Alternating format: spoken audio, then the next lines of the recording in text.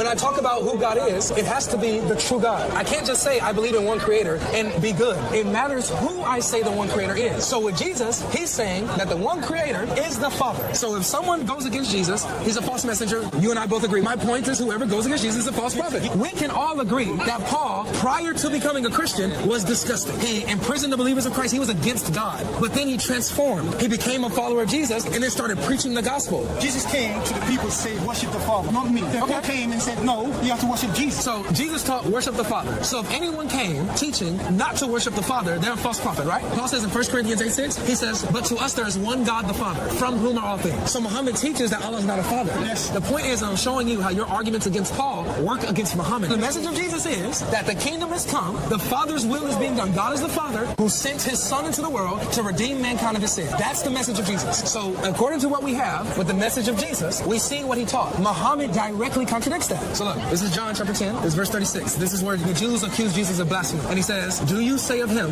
whom the Father sanctified and sent into the world, you are blaspheming? Because I said, I am the Son of God. So Jesus directly says, I'm the Son of God. And the Jews say he's blaspheming for claiming this. So how many gods do you believe in? Brother, I believe in one. Does Muhammad agree with this? So Muhammad goes against the teachings of Jesus. One thing, pick up the Bible, read Jesus' words, forget Paul, forget anybody else, read the words of Jesus and see if it matches up with Muhammad. If Muhammad does not line up with what Jesus taught, then Muhammad's a false prophet.